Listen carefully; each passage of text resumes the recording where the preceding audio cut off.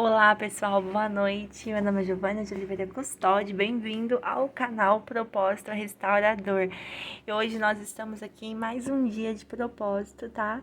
Dia 3 de dezembro de 2021, caminhando aí em busca, em direção ao ano de 2022 e entrar aí restaurando, construindo e edificando muita coisa para Deus, tá, gente? Então, você que tá chegando agora no nosso canal, que não conhece ainda, deixa eu falar para você. Esse propósito restaurador, ele já tem dois tópicos, tá? Que foi o do dia primeiro e do dia segundo. Então, para você que quer acompanhar o estudo, você tem que voltar e assistir os dois vídeos que a gente já fez anterior a esse estudo. E hoje a gente vai meditar aqui no livro de Neemias, deixa eu grifar aqui para vocês, Neemias capítulo 2, do 1 ao 4. Então hoje o nosso estudo ele vai ser um pouco mais rápido, porque ele não vai pegar o texto inteiro. Apesar que o de ontem também não pegou o capítulo, desculpa, inteiro. Mas eu vou dar continuidade amanhã no capítulo 2, tá? Então hoje a gente vai ler do 1 ao 4, o capítulo 2 do livro de Neemias, tá? E eu já quero agradecer desde já vocês que estão aqui, vocês que estão chegando.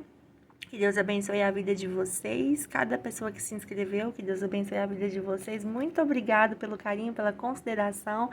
E hoje, gente, eu vou falar para vocês sobre o cargo do copeiro, que eu falei que eu ia falar ontem. E o tópico hoje, o terceiro tópico do nosso propósito hoje é aprenda a lidar com as emoções e seja constante. Só que esse constante aqui cortou. Então, peraí. E seja constante. Então, eu vou ler aqui para vocês, a gente vai começar. E eu vou ler aqui do 1 ao 4 do capítulo 2, tá? Sucedeu, pois, no mês de Nissan, no ano 20º do rei Artaxerxes, que estava posto vinho diante dele. E eu peguei o vinho e o dei ao rei. Porém, eu nunca estivera triste diante dele. O rei me disse: por que está triste o teu rosto? Pois não está doente? Não é isto senão tristeza de coração? Então temi sobremaneira, e disse ao rei: viva, ó rei, para sempre. Como não estaria triste o meu rosto, estando a cidade, o lugar dos sepulcros dos meus pais, assolado e tendo sido consumida as suas portas a fogo? E o rei me disse: que me pedes agora? Então orei ao Deus dos céus. Gente, a gente vai ler até aqui então. Então, aqui a gente conseguiu entender nesse texto que depois que Neemias ele recebe a notícia, né, do que aconteceu em Jerusalém, de como está assolada, de como estão as pessoas em Jerusalém, passando uma crise, uma miséria, eu vou só dar um resumo de que foi ontem, tá? Então, ele chora, ele se lamenta por alguns dias, ele ora, ele jejua e ele toma a decisão, né? Que foi o que a gente conversou ontem, que é retornar ao passado, mas retornar ao passado para que o nome do Senhor seja glorificado. Por quê? Porque, querendo ou não, Jerusalém representava tudo que ele havia perdido, né? Nem o que ele havia vivido, né? E aí, nesse capítulo aqui, ele já tá no trabalho dele, já tá servindo, fazendo o que ele sempre fez. Porém, eu acho muito incrível algumas coisas que acontecem nesse capítulo 2, porque assim, ele conseguiu um cargo muito grande. Vamos ler sobre o cargo do copeiro? Vou ler aqui para vocês, ó. Copeiro. A função de copeiro do rei era um cargo de destaque na antiga corte real. O copeiro era o que provava o vinho antes do rei beber. Era considerado um alto funcionário do rei. Fazia de sua segurança pessoal. Era homem de caráter, de alta confiança e de influência do rei. Principal qualificação para este cargo era ser inteiramente digno de confiança, visto que a vida do rei estava em jogo. O cargo era um dos mais honrosos na corte. A ideia de que o rei supostamente seria uma pessoa maravilhosa que cuidava de todos os interesses dos seus subordinados, era, pois, esperado. Portanto, na presença do rei, ninguém poderia estar triste ou deprimido.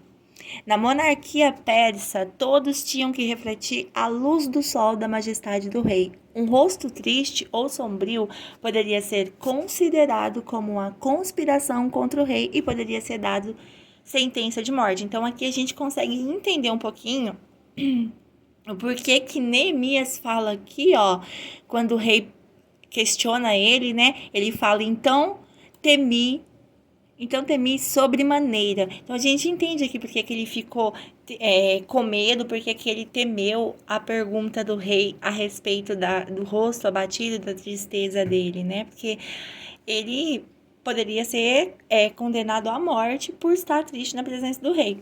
Então aqui o que eu acho mais interessante nesse capítulo é que, assim, primeiro que ele nunca havia estado triste na presença do rei.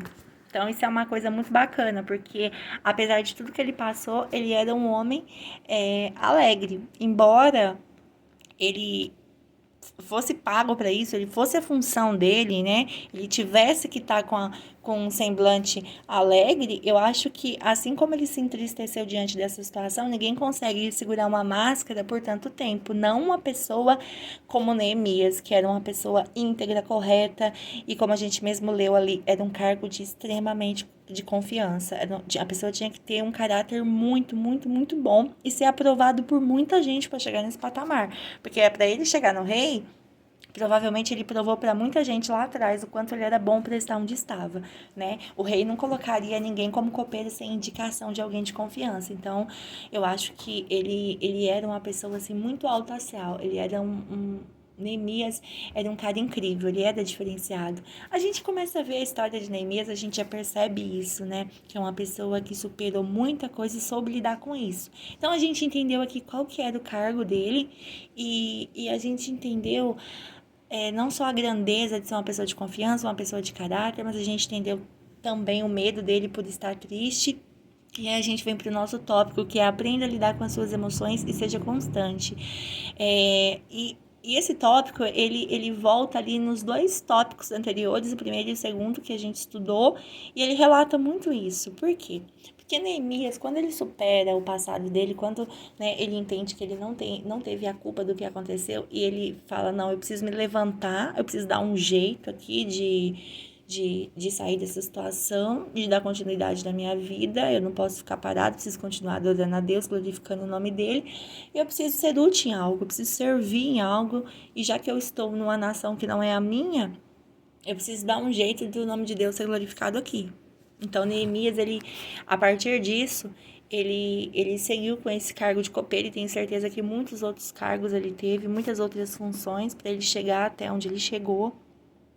Então, a gente consegue ver uma pessoa que reagiu a tudo que passou, né? E aí, depois, ele recebe uma notícia muito triste, que o pessoal que está lá em Jerusalém está vivendo uma crise, está vivendo um momento muito difícil, e que os muros e as portas estão, muros derrubados, as portas queimadas. Então, assim, no primeiro momento, ele entende que essa dor que ele está sentindo, que voltar ao passado, que reviver algo que talvez ele não gostaria de reviver, teria por trás de tudo isso um propósito de Deus, para que o nome de Deus fosse glorificado, para que as pessoas voltassem a dizer que existia Deus em Jerusalém, né? E agora a gente vê aqui o homem trabalhando, triste, abatido, angustiado, preocupado, mas trabalhando, gente. Então a gente consegue identificar na vida de Neemias que ele só um minutinho. Ô Fer, pode entrar para se trocar, filha. Então a gente consegue ver na vida de Neemias que ele conseguiu lidar com as emoções, né? Ele conseguiu controlar as emoções, ele conseguiu separá-las e conseguiu dar continuidade no que era o propósito da vida dele também, que era o trabalho. Então, por que eu acho interessante tudo isso, todo esse estudo que a gente fez até hoje? Porque o propósito restaurador, gente, quando você quer restaurar a sua vida, quando você quer mudar de vida, quando você quer reconstruir algo na presença de Deus, você precisa entender que existem momentos de chorar, de se lamentar, de jejuar, de orar, né? Mas tem a hora das nossas responsabilidades também.